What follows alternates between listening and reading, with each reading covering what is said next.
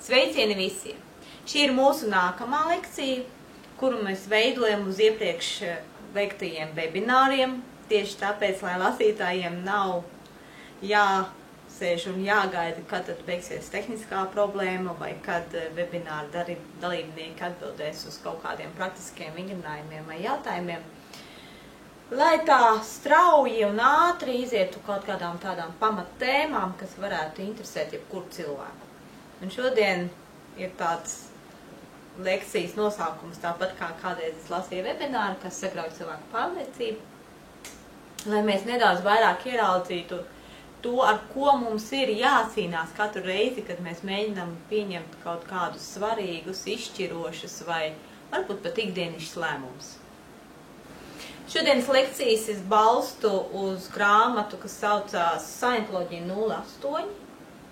Scientology, kā jūs zinat, tas ir viens no veidiem, kā cilvēks var atgūt savu garīgo brīvību. Tā ir garīga, varbūt teiksim reliģiska, praktiska filozofija.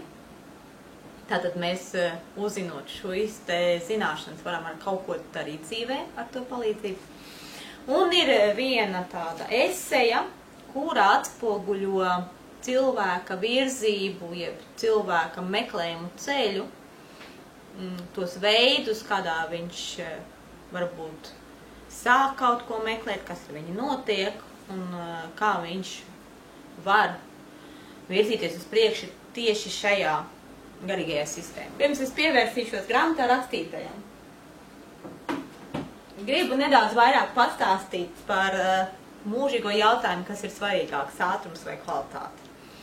Mēs dzīvojam 21. gadsimtā, un jau ar 20. gadsimta sākumu jau cilvēce ir virzījusies uz tehnoloģijām, kas pātrina problēmu risinājumu.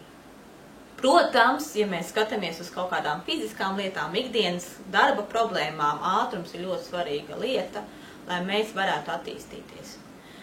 Tomēr, ja mēs skatāmies uz vēsturisko garīgo ceļu attīstību, mēs redzam, kad cilvēka spēju kvalitāti nosaka nebūt ne ātrums, bet gan tas daudzums, cik viņš daudz velta laiku vai cik daudz viņš darbojās kaut kādā jomā, lai varētu kaut ko sevī vairāk atklāt. Mēs redzam, ka mūsu gadsimts ir cilvēkus pieredinājis pie tā saucamiem ātrajiem risinājumiem. Un jūs redzat, ka ātrie risinājumi viena no tādām pazīmēm, kas ir viņiem, bieži vien noved pie kaut kādas hroniskas problēmas turpinājuma. Piemēram, ātrais risinājums. Es gribu ēst. Ātrās ēdināšanas restorāna. Rezultāts, kā hroniska problēma, ir aptaukošanās. Vai liekais svars, kuru mēs varam vērot šobrīd cilvēkiem, kas arvien pieauga. Ātrais risinājums tādai problēmai kā sāpes. Tablete, pretsāpju līdzekļi.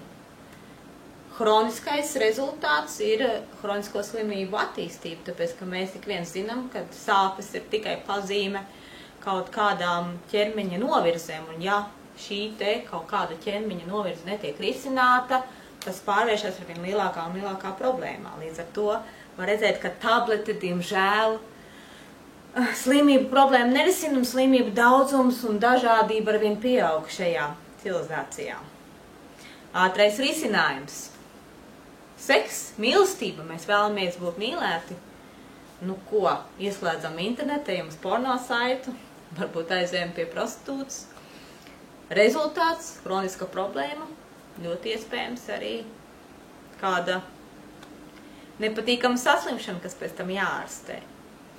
Tā kā izsekojot ātro risinājumu piedāvājumu, mēs redzam, ka lielāko tiesu šie te risinājumi nevis likvidē problēmu, bet bieži vien viņu pat paildzina. Ātrais risinājums? Nu, paskatīsimies uz kredītiem. Man nav naudas, ātrs risinājums, paņemu kredītu. Nu, tikpat daudz mēs varam redzēt arī sekas tam, ko atnesa mums krīze, kad kredīti nomocītie cilvēki bieži vien arī aizgāja bojā. Es minēju pāris tos ātros risinājumus, kurus mēs šobrīd varam ieraudzīt sabiedrībā. Bet kādus ātros risinājumus piedāvā šobrīd mūsu garīgās attīstības tirgus? Nu, mēs zinām, ka mēs varam skaitīt afirmācijas. Ja kāds tur zina pozitīvus apgalvojumus sev, mēs varam 15 minūtes dienā meditēt. Mēs varam iet uz jogu. Mēs varam aiziet pie dziednieces. Varbūt viņa kaut ko mums noregulējas. Mēs varam aiziet pie zīlnieces. Mēs varam aiziet pie astrologa. Bet galu galā paskatīsimies un uzdosim šev to dziļo jautājumu, vai tā problēma, kas mani piespieda meklēt šos te ātros risinājumus, tiešām atrisinājās. Ļoti bieži tas ir tikai mirkļa atvieglojums. Patiesībā esošā problēma dzīvē turpinās.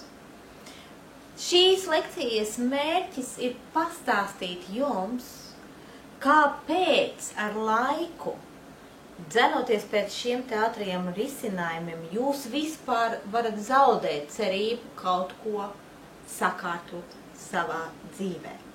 Tā ir būtībā mana lielākā sāpe just otrā cilvēkā to milzīgo vilšanās sajūta, kas viņai ir uzkrājusies laika gaitā, izmantojot šos te piedāvātos ātros risinājumus. Es ceru, ka iespējams kāds varbūt atgūst cerību par to, kad pietiekoši rūpīgi un ilgi ar sevi strādājot, viņš savu hronisko lietu var likvidēt un atrisināt. Un tas ir būtībā arī lielākais mans mērķis. Dianētika, tas, ko es savā dzīvē esmu izmantojusi jau 15 gadus, ir saistīta ar cilvēka prātu uzbūvi. Fantastisku instrumentu, kas piemīt mums katram, bet par kura uzbūvi mēs zinām gauži maz. Varu jums pat apgalvot, kad paprasot savam daktarim, jūs arī diez vai iegūsiet tādu skaidru izpratni par to, kas norisinās jūs prātā. Un no dianētikas, caur mūsu saprātu viedokļa, paskatīsimies, kādā veidā cilvēks nonāk pie kaut kādiem sasniegumiem un ko tieši viņš var iegūt šajā ceļā. Es pievērsīšos atpakaļ grāmatai un apskatīšu šī te ceļa aprakstu, kas saucās, tā diezgan īpatnē, pēc tam mēs noskaidrosim šos te jēdzienu, vienu no jēdzieniem dziļāk, no klīra uz mūžību saucās, un šeit iet runa par to, kādā veidā cilvēks ienāk šajā sistēmā. Un pirmais, ko viņš var iegūt, un mēs sāksim ar apakšu, tāpēc, ka tas ir apakšējais līmenis, un iespējams kaut kas līdzīgs notiek jebkurā garīgā citā sistēmā, ja viņa ir pietiekoši izstrādāta.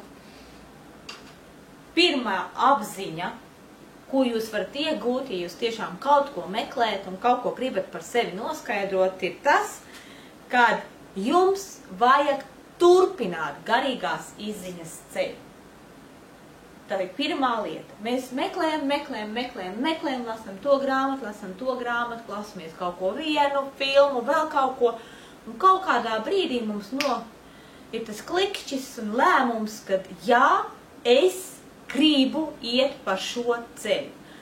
To varētu nosaukt par ceļa izvēli, tas ir pirmais līmenis. Mēs tādu punkts 1 ieliksim.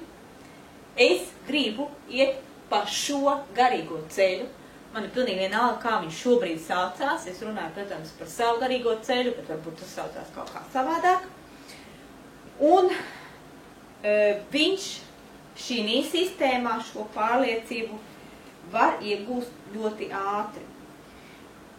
Ja mēs runājam par to, kas ir rakstīts šajā grāmatā un konkrētajā sadaļā, tad laiks, kas ir vajadzīgs, lai nonāktu pie izvēles, ka jā, es iešu pa šo garīgo ceļu, bieži vien var būt pusstunda, tātad 30 minūtes, vai pāris vakari,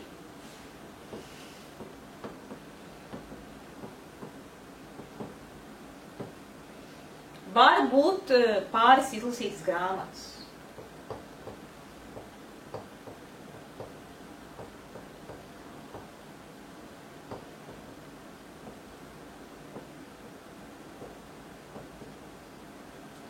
Būtībā, ja jūs ņemat kādu grāmatu, kas ir pieejams par šo tēmu un izlasat viņu, un tā jūs uzrunāt pietiekoši spēcīgi, jūs varat izlemt, ka jā, tas ir jūsu, un tādas lietas es esmu pieredzējis.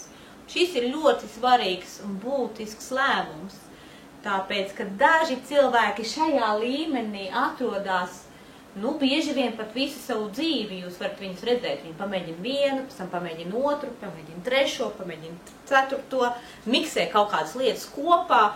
Vienkārši apzināties, ka šie cilvēki vēl pat nav uzsākuši nevienu garīgo ceļu. Viņi nav veikuši šo te izvēli. Viņi joprojām atrodās lūk šajā pirmajā līmenī, kuru var saukt par meklējumiem. Kad meklējumi beidzās, mēs varam teikt, ka savu pirmo soli mēs esam veikuši. Labi, lēmums iet pa šo garīgo ceļu ir pieņemts. Kāds ir nākamais apziņas līmenis, ko cilvēks var iegūt, kad viņš jau dara kaut ko garīgajā jomā? Grāmatā ir rakstīts, ka nākamais, kas notiek, ir, mēs varētu teikt, savu baiļu pārvarēšana. Pirmais, kas ir ar cilvēku, kad viņš iesaistās kādā garīgā attīstības ceļā vai praksē, viņš vēro, viņš skatās, vai ar mani kaut kas slikts var notikt, vai man atņems pēdējo manu naudu, vai kaut kādas nebūs manas dzīves briesmīgas izmaiņas, vai mani izmantos, kā pret to attieksies mani tuvinieki, vai kaut kā tas, ko es daru, negatīvi var iespējot manu veselību, manu darbu, notikums manā dzīvē. Viņš pārbauda. Jo tas, kas ir noticis uz šīs te planētas šajā civilizācijā, ir nepārtraukta garīgo, teiksim, ideju izmantošana sautīgos nolūkos. Tāpēc, jebkuram cilvēkam, kad viņš ienāk kādā garīgajā kustībā, ir šis te pārdomu un vērošanas laiks, un ticiet man, ikvienam tāds ir, un ja jums ir vēlme paskatīties un pārbaudīt, vai ar jums kaut kas slikts nenotiks, ziniet, ka tas ir absolūti normāli. Bet tad, kad mēs esam to pārbaudījuši, mēs nonākam nākamajā apziņas līmenī, un tā ir sajūta, jeb izpratne par to, ka ar mani nekas slikts nenotiks, ja es nodarbošos ar šo lietu. Protams, ka dažādās garīgajās attīstības jomā ir dažādas, laika periodi, varbūt kamēr, cik ilgi tas notiek, bet tieši mūsu sistēmā, dienētikā, tas parasti aizņem, otrais solis aizņem 2 līdz 3 nedēļas. 2 līdz 3 nedēļas ir nepieciešams cilvēkam, lai viņš pārliecinātos, ka jā, es to daru, un ar mani nekas slikts nenotiek. Manuprāt, tā ir lieliska ziņa. Man vienmēr patīk redzēt to, kā cilvēki, varētu teikt, iekšēji atviegloti nopūšas, saprotot, ka jā, es varu savienot šo te garīgo ceļu ar manu ikdienas dzīvi. Lieliska ziņa. Tātad mēs zinām, ka nekas slikts nevar notikt, kas varētu atgadīties ar mums tālāk šajā ceļā. Nākamais līmenis patiesībā ir tas, kurā arī ir sagaidāmi reāli panākumi. Jūs iedomājieties, cik daudz paiet laika jebkuram cilvēkam garīgajā ceļā, kamēr viņš var gūt no tās prakses, kuru viņš izmanto, reālus garīgas panākumus. Es jau minēju, ka daudzi pat pirmajā punktā iestrēgs ļoti ilgi. Pietiekoši ilgs periods var daudziem cilvēkiem būt arī otrajā vērošanas laikā, pārbaudas laikā. Un saprotiet, ka ne pirmajā, ne otrajā, teiksim, apziņas līmenī tie īstenie panākumi jums nebūtu nav pieejami. Viņi pieejami ir tikai šeit. Šeit, trešajā solī, cilvēkam sākas tie patiesie, reālie panākumi, kas tad ir. Tās ir tās izmaiņas jūsu dzīvē, kas ir saistītas ar sākotnēji minēto hronisko problēmu likvidēšanu. Protams, kad garīgajās praksēs tas laiks ir ļoti dažāds. Ja mēs atceramies austrumus, tad pie kaut kādiem garīgās apziņas līmeniem bieži vien cilvēki nonāca meditējot kādā salās 10-15 gadus, bet šeit mēs sastopamies ar pilnīgi jaunu garīgo kustību, kas ir radusies tomēr 20. gadsimtā, un viņai arī ir, zināms ātrums, tie nav ne 10, ne 15 gadi. Šeit tas var būt apmēram 1-2 mēneši, ne vairāk. 1-2 mēneši, un jūs tiešām izjūtat atvieglojumu no tā, ka kaut kādas ilgas, hroniskas problēmas, par kuru sakarā jums varbūt vairs nebija pat nekādu cerību, ka viņas varētu atrisināt vai viņas varētu pazust. Bet šeit 1-2 mēneši, un jūs sākat redzēt, ka jā, viņas sāk pazust. Un tā ir arī lieliska ziņa. Nu ko, ir sākušies reālie panākumi. Man nav ne jausmas, kāds varētu būt tas tās lielākais atskaites punkts kādā citā garīgajā praksē. Es varbūt varu kaut ko minēt par budismu, par lietu, ko sauc par nirvānas sasniegšanu. Bet šeit dianētikā nākamais līmenis, kas dod praktiski cilvēkam stabilitāti uz visu atlikušo dzīvi, viņš tiešām kļūst, zināmā mērā stabils kā indivīds savās spējās, savā realizēšanas potenciāli, cik viņš var sevi realizēt dzīvē. Un šis ir 4. līmenis, ir stāvokļa klīras sasniegšana.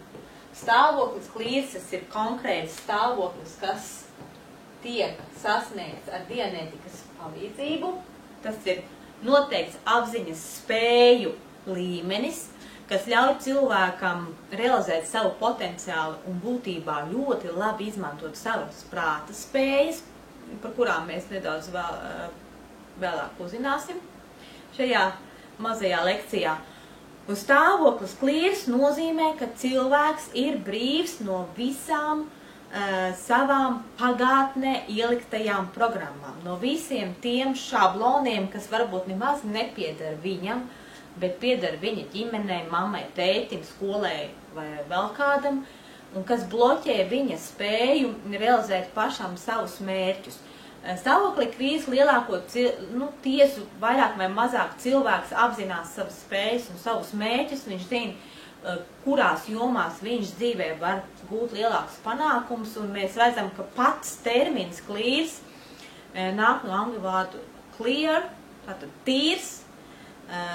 Protams, mēs varam to saukt kādos tādos mistiskos terminos apskaidrotais vai vēl kaut kā skaidrs prāts, ja? Bet šeit tiek doma saistīta ar to, ka tas ir tāds kā restarta, respektīvi jauns sākuma punkts cilvēka dzīvē, kad viņš savu pagātni maisu nestāja sev līdzi, viņš var sākt no nulles, veidot to, ko viņš pats vēlas. Un tas ir ļoti nozīmīgs stāvoklis, kas ir tik stabils, ka pats Habards šīs sistēmas izveidotais ir minējis, viņš stabili saglabājas apmēram 100 gadus. Tas nozīmē, ka ja cilvēks neko nedara vairāk ar sevi, tā stabilitāte viņam saglabājās tāda, kādu, praktiski, vismaz es nevienā citā garīgā praksē neesmu par to dzirdējis. Tas ir ļoti vērtīgs stāvoklis. Viņš ir pat īpaši izcelts, un ja jūs nodarbojaties ar dianētiku vai nāksiet uz dianētisko semināru, kas būtībā atrodās šajā līmenī, tā ir iespēja jums ātri iepazīties, vai tas ir jūsu ceļš vai nē, tad, protams, tur daudz tiek izstāstīts par šo stāvokli un par to, kāpēc viņš ir vērtīgs tik vienam cilvēkam. Nu, stāvoklis klīrs ir darbs, zināms, viņš nav tik ātri, iegūstam, kā šeit ir minēts, tas būs apmēram 2-3 mēneši, atkarībā no cilvēka. Tas ir jau, tāds darbs ar sevi, un, protams, šis darbs ar sevi tiek norisinās speciālista vadībā, kurš saucās auditors, tātad tas cilvēks, kurš klausās un māk uzdot īpašs jautājums, lai jūs varētu ieraudzīt vienu vai otru savu dzīves aspektu un atrast tās atbildes, kas jums nepieciešamas. Bet pietiekoši izaicinoša ir doma, kas tad var būt vēl tālāk. Un te mēs beidzām to, kas saucas dianētika, ja? Un mēs pārējām tajā, ko es minēju pašā sākumā, praktiskā garīgā reliģija, saintoloģija, mēs sākam nodarboties ar cilvēku kā ar garīgu būtni. Garīga būtne, tas ir arī tāds ļoti mistisks un bieži vien pārprasts jēdziens, jo katrā garīgā praksē viņš tiek skaidrots savādāk. Mēs zinām, kad ir dvēsele cilvēkam, un cilvēkam var būt gars, un kas ir dvēsele, kas ir gars, arī īsti tur nevienmēr var saprast. Bet šeit, šajā sistēmā ir izveidots pilnīgi jauns apzīmējums cilvēka garīgās būtības izteikšanai, un šis apzīmējums ir saistīts ar grieķu burtu teta, tas tāds burts teta, viņš tā apmēram izskatās, ja? T burtiņš un tad tā, kas savukārt grieķu valodā apzīmēja prātu, domāšanu, ja, domas kaut kādu vienību, ja, dzīvības spēku, ja, tāds jēdziens, kas ir saistīts ar nemateriālo pasauli. Būtībā šis grieķu vārds teta tātad tiek sareizināts ar matemātisku simbolu, pakāpes simbolu, entajā pakāpē. Tātad mums ir kaut kāds dzīvības spēka daudzums un izveidojās tāds termins kā tetas. Un tas ir nākamais līmenis, uz kuru cilvēks tiecas. Viņš ir tātad savu prātu sakārtojis, tas ir stāvoklis klīrs, un viņš sāk apzināties savas garīgās spējas. Un tie ir nākamie līmeņi, tas ir 5. līmenis, kas aizņem daudz ilgāku laiku, tas var aizņemt minimums 3 mēnešus, varbūt arī visus 5 mēnešus, kurā cilvēks ienāk praktiski sev absolūti nezināmā pasaulē. Viņš sāk mācīties, pārnestā nozīmē, sāk mācīties savas dabiskās spējas izmantot, respektīvi ietekmēt ar domu fizisko pasauli. Un šis te līmenis saintoloģija saucās operējošs tetas, tātad mums ir vārds operējošs, tas ir nevis no operācijas, bet gan no darbošanās. Tāds, kurš var darboties ar savu domu spēku, neizmantojot fiziskus līdzekļus. Un, lai to apgūtu, ir jāpieliek jau zināms ilgāks laiks. Tas, kas ir jāsaprot par šiem te līmeņiem, viņi ir ļoti tālu no ierastā izpratnes, ko mēs varam pastāstīt ar cilvēciskiem vārdiem, tāpēc, ka ir ļoti grūti savā ziņā cilvēkam apzināties to, ka viņš kaut ko ar savām domām spēj ietekmēt. Bet interesantākais ir tas, kad domas spēks nav tikai pierādīts varbūt šajā garīgajā sistēmā vai kādās grāmatās, ko jūs esat lasījis. Tas ir arī pierādīts kvantu fizikā. Un šajā sakarā man ir īpaša sagatavota prezentācija, lai tad mēs savienotu to, ko ir atklājusi kvantu fizika ar garīgo pasauli un saprastu, ka jā, tas laikam būs kaut kas tāds, kas mums būtu jāiemācās apzinātāk izmantot. Uzzināsim, kas tas ir. Un Jūs varētu prasīt, kāpēc lekcijas saucās lietas, kas sagrauj cilvēka pārliecību, ja mēs tik ilgu laiku veltījām garīgās attīstības ceļam? Tieši tāpēc, kad ir jāzina tie aspekti, kas mums traucē garīgi pilnveidoties un vispār kaut kādu ceļa izvēli izdarīt. Kā jūs redzējāt, pirmais solis bieži vien cilvēkiem tā arī dzīves laikā nebeidzās. Un šeit ir daži citāti no grāmatas Pašanalīze, kur ir teikts par to, kā jūs redzat, ka laiks, ko mēs izdzīvojam šīs dzīves laikā, būs kaut kas tāds, kas teorētiski varētu dot mums lielāku iespēju kontrolēt apkārtējo vidi. Bet tas notiek tikai, ja mēs paliekam pie pilnas apziņas un rīkojamies racionāli. Kas tad traucē? Traucē tieši šie te pagātnes sāpju uzkrāšanās mehānismi. Jo mēs redzam, ka cilvēks ar vecumu paliek arvien mazāk apzinošs, viņa atmiņa arvien pasliktināta, un viņa arī lēmumi ar laiku paliek arvien mazāk izmantojami reālajā dzīvē, arvien neloģiskāki. Tātad mēs redzam, ka galvenais uzdevums, ko mums būtu jāpanāk, ir atgriezt cilvēkam viņa pieredzi, kura nebūtu saistīta ar fiziskām sāpēm. Un tad mēs redzam, ka vecums vai novecošanas process absolūti neietekmētu ne šī cilvēka attieksmi pret dzīvi, tā būtu tikpat jautra un entuziasma pilna, ne viņa spējas, ne viņa vēlēšanos darboties. Kas būtībā man šķiet ir ārkārtīgi, kolosāla iespēja mums realizēties visā savās dzīves laikā, ne tikai jaunībā vai savos labākajos gados. Un tad, kad šīs te visas pieredzes iegūtās zināšanas atgriežās bez fizisko sāpju vai neveiksmju uzspiestā zīmoga, tad ir šis te trešais līmenis, ceturtais līmenis, par ko es runāju un kas tieši ģenētikā saucās stāvoklis klīrs. Tagad pāriesim pie tā, ko mums stāsta kvantu fizika. Kvantu fizika stāsta mums to, kad pastāv kvanti, un mēs redzam, ka kvantum ir daudzums, un šeit mēs arī saprotam, kad mazākās daļiņas enerģijas, kas saucās par kvantumu, ir tā kā tik nelielas un tik visaptverošas, ka viņu daudzums ir ārkārtīgi milzīgs.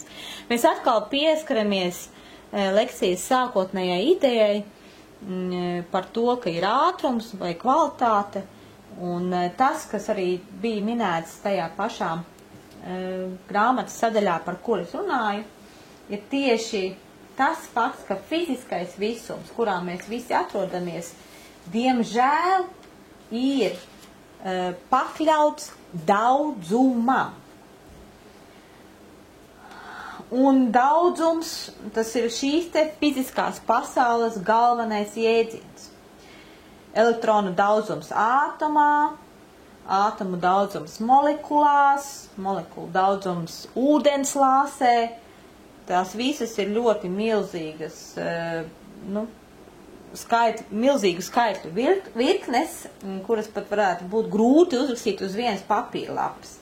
To pašu mēs varam izlasīt arī par to, cik daudz planētu var būt kādā saules sistēmā, cik daudz sauļu var būt vienā galaktikā un cik vispār galaktikas pastāv visumā. Tad mēs redzam, ka tie ir milzīgi skaitļi.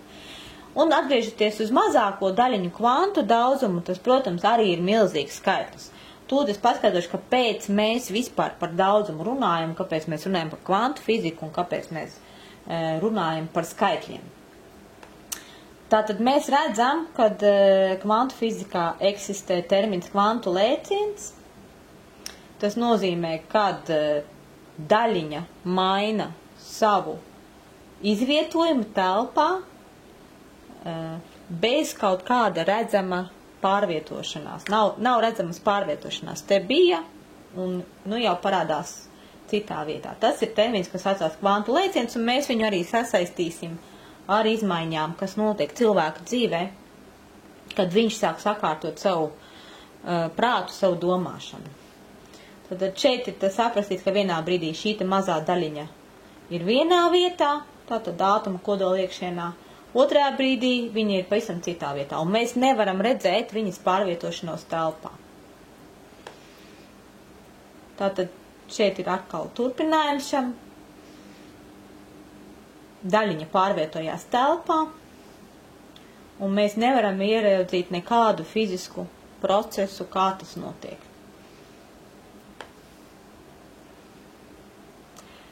Tagad, ja mēs pārējam nevis uz fizisko visumu, bet uz apziņas pārvietošanās, tātad uz to, kādas ir garīgās spējas, kā mēs kaut ko mainam, tad šeit ir arī tāds jēdziens kā apziņas kvantu pārvietošana, izsakot, tās ir pēkšņas izmaiņas, kuras cilvēks var piedzīvot savā dzīvē, izmaiņas uzvedībā, izmaiņas attieksmē un izmaiņas kaut kādos viņam apkārt dzīvē notiekušies procesos. Un mums ir jāsaprot, kādā veidā šīs te izmaiņas vispār tiek panāktas. Jo atceroties par to, kad fiziskā pasaule balstās uz daudzumu, tad ir skaidrs, ka izmaiņas cilvēka dzīvē nenotiek pēc principa ātrais risinājums, par kuru es runāju sākumā. Kāpēc? Tagad iepazīsimies ar mūsu prāta mehānismiem. Kādā veidā var notikt domāšanā izmaiņas? Kādā veidā mums ir izmaiņas domāšanās? Ne tāpēc, kad mēs 15 minūtes vienā dienā reizi gadā nomeditējām, un ne tāpēc, ka mēs aizgājām pie kāda eksperimenta. Tas ir ilgs process. Vienkārši kaut kāds konkrēts notikums var būt kā, šo te kvanta lēciena izraisītājs, bet pirms tam ir jānotiek ļoti daudzām mazām lietām. Un šis te daudzums, kam ir jānotiek, tūlīt tiks apskatīts pēc principa, kādā veidā mēs uzkrājam savā atmiņā pieredzi. Tātad mēs redzam, ka vienā sekundē mums, tas ir zināms fakts, uzkrājās apmēram 25 attēli. Tātad 25 ieraksti, prātā veidoti attēli, kas dianetikā ir tā kā jau izskaidroti ar jēdzienu, jo prātā veidotā attēlā atrodās visas cilvēkam pieejamās sajūtu uztveres. Protams, mēs vairāk apzināmies tās galvenās 5 maņas, bet savos materiālos Habards ir aprakstījis 57. To mums, kā saka, katram pašam vēl jāatklāj, bet ņemam vērā, kad ir 25 attēli, un katrā no viņiem ir vēl visas tās maņas, kas tajā brīdī bija pieejams cilvēkam, kad viņš to piedzīvoja. 1 sekunda, 25 attēli, jau diezgan nozīmīgs daudzums. Kad mēs skatāmies uz minūti, mēs redzam, ka attēlu daudzums jau ir krietni lielāks. Jūs redzat skaitli 1500. Kad mēs runājam par 1 stundu, jūs redzat, kad daudzums jau ir mērāms 10 000, 90 000 šādu te attēlu. Kad mēs skatāmies uz 1 dienu, jūs redzat, ka tas jau mums būs daudzums, kas ir mērāms gan, nedaudz vairāk kā mūsdienas Latvijas iedzīvotāju skaits. 2 160 000. Es domāju, tas ir diezgan nozīmīgs skaitlis. 1 mēnesis, jūs redzat, kas šeit notiek. 64 miljoni. 1 gads, mēs jau nerunājam vairs par miljoniem, mēs runājam 777 miljoni, varbūt, kad arī, vēl ir miljoni, bet jau tie ir 100 miljoni. 30 gadi, jau ejam ārpus miljoniem, aizējam uz triljonu jēdzienu, un te mēs redzam, kad cilvēkam nodzīvojot 30 gadus, mums ir pietiekoši milzīgs pieredzes daudzums, ar kuru jau jātiek galā. Protams, šī visa pieredze nav negatīva. Ļoti iespējams liels daudzums ir arī pozitīva pieredze, ar kuru nevajadzētu neko tagad darīt un kaut kādā veidā caurskatīt. Bet 30 gados būtībā jau ir piedzīvoti pietiekoši nozīmīgi zaudējumi, pietiekoši daudz salauztas sirdis, neveiksmes, lai mēs varētu teikt, kad cilvēks zināmā mērā jau ir iemantojis noteikts uzvedības šablons un noteiktas savu prāta robežas, kas viņam neļauj realizēt savu potenciālu. Tagad mēs esam aplūkojuši to daudzumu, ar kuru mums jāsaskarās ikvienam tajā brīdī, kad mēs mēģinam risināt kādu ilgstošu hronisku problēmu. Jo ir skaidrs, ka šī problēma balstās uz ļoti, ļoti lielu prātā veidoto attēlu skaitu, kas ir sasaistīti ar iepriekšējo pieredzi. Šajā sakarā no grāmatas, kuru es pieminēju iepriekš no šī te atsevišķā stāsta, kas saucās No klīra uz mūžību, ir šāds te retorisks jautājums. Ja garīgai būtnei bija pusmūžības ilgs laiks, lai sevi novestu sliktā stāvoklī, cik tad sliktā stāvoklī patiesībā cilvēks kā garīgā būtne ir? Tieši tā. Ļoti slikts stāvoklis. Un to mēs varam redzēt pēc tiem notikumiem, kurus pēdējā laikā vērojam starptautiskā mērogā. Joprojām uz šīs planētas norisinās kari,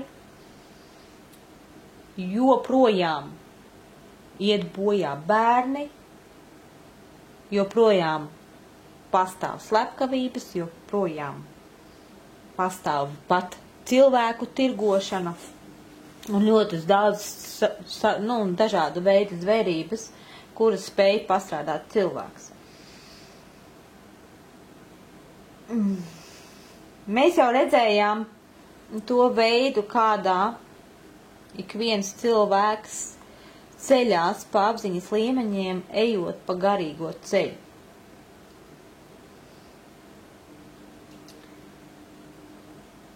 Padomāsim par to, ja garīgai būtnei bija vajadzīga pusmūžības,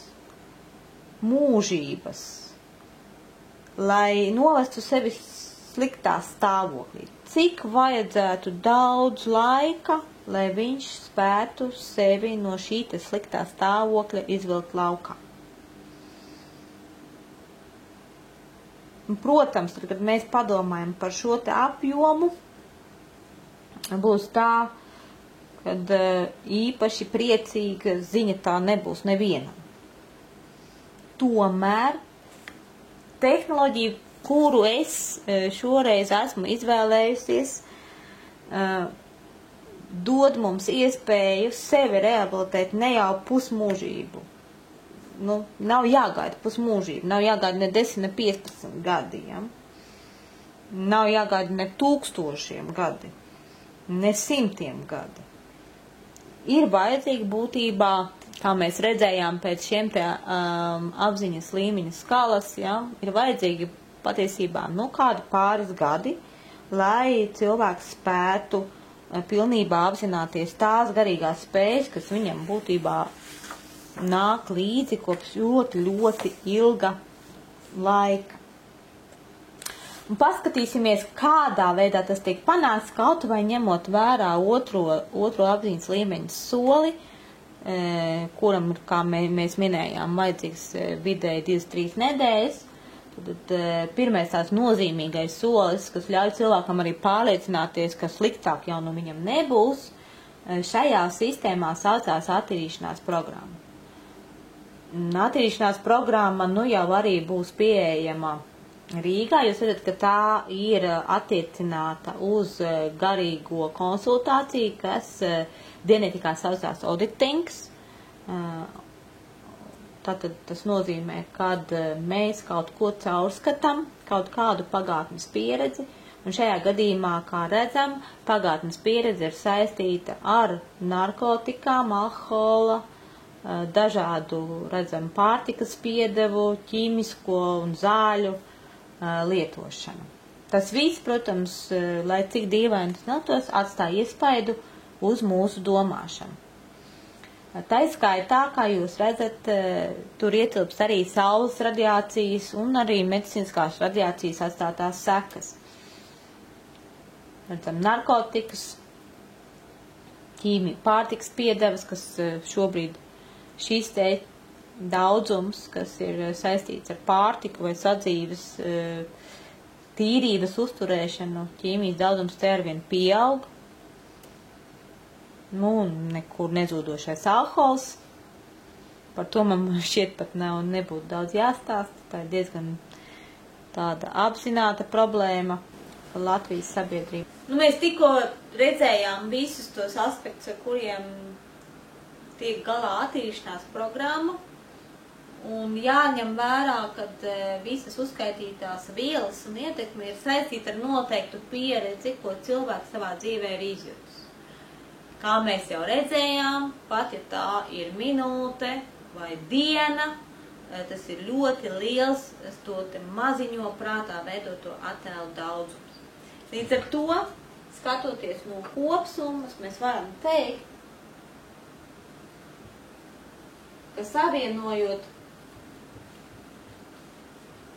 kvantu fizikas atklājumus ar cilvēka prātu, prātā esošo šo te daudzumu, ņemot vērā, ka kvants varētu būt viens prātā veidots attēls, ja? Tie daudzumi apmēram ir līdzīgi. Mēs varam redzēt, kad ja mums dzīves laikā dažādos dzīves posmos ir šīs te prātā vedoto attēlu daudzums, kas ir saistīts ar visu šo te ķīmisko vielu, alkohola, narkotiku un saules radiācijas ietekmi. Tad vienā attīrīšanās programmā, kas ilgs 2 līdz 3 nedēļas, visas šīs te pieredzes iespaids likvidējās. Un, protams, mēs saprotam, ka ņemot vērā skaitļus, šie skaitļi ir diezgan iespaidīgi. Un iespaidīgais šo te mazo lietu daudzums, kas pazūd no mūsu prāta kā ietekmes faktors. Šo te lietu ietekme pazūd, noved pie šī te kvantu apziņas lēciena. Tas nozīmē, ka cilvēks no viena apziņas līmeņa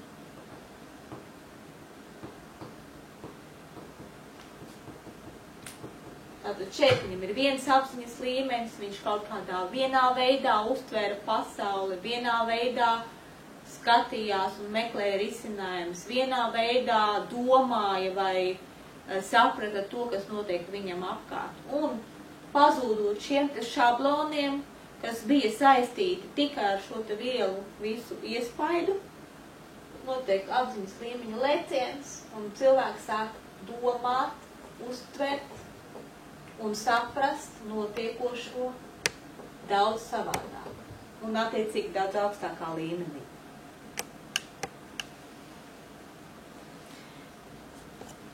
Tāpēc, ja jūs vēlaties tiešām labus un pastāvīgus rezultātus, jums jārēķinās ar laiku, ar ļoti daudzām mazām lietām, kuras var likvidēt gan ar vienkāršu metodiku, ko mēs sniedzam, gan ar kaut kādām lielākiem soļiem, kā attīrīšanās programma, kas galu galā ļaus pacelt šo te savu apziņas līmeni uz augšu. Negaidiet un neticiet nevienam, ka pa 15 minūtēm, pusstundu vai pat dienu jūsu dzīve uzreiz strauji mainīsies.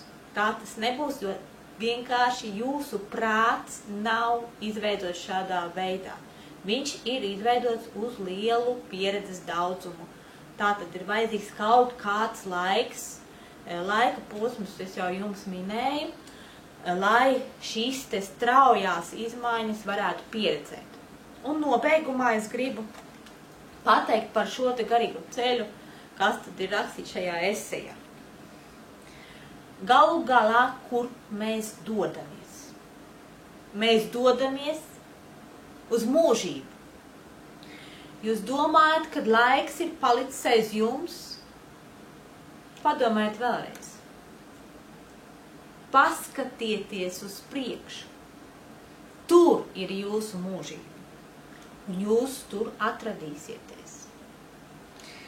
Un jūs atradīsieties tur vai nu labā, vai sliktā stāvoklī. Patiesībā man pat ir žēl jums to teikt. Tomēr izvēle paliek jūsu rokās. Jūs varat pat pamest šo planētu, bet dzīvi jūs nepamatīsiet nekad. Šeit un tagad, varbūt tikai pavisam īsu brīdi mums ir šī iespēja. Vai nu mēs kļūstam brīvi un gūstam panākumus, vai ne. Planētas, civilizācijas, tās visas ir ļoti trauslas lietas un ilgi nepastāv. Es nevaru jums apsolīt, ka jūs gūsiet panākumus, bet es varu dot zināšanas un dot iespēju. Pārējais, tas ir jūsu rokās. Un es no sirds jums iesaku strādāt pie tā visa cītīgi un nelaist vējā šo te īso mūžības mirkli. Tāpēc, ka jūsu nākotne, tā ir mūžība. Un tā būs vai nu slikta, vai laba. Un es, mans dārgais draugs, esmu izdarījis visu, ko spēju, lai tā būtu laba tev. To raksta Habards, tie nav mani vārdi. Un es tiešām pievienojos tam un gribu teikt, ka no sirds jums novēlu tiešām jauku un brīnišķīgu nākotni. Ja jūs uzdrošināties iet pa garīgo ceļu. Rakstiet, jautājiet un gaidu ikvienu pie mums nākamajā dienētikas seminārā.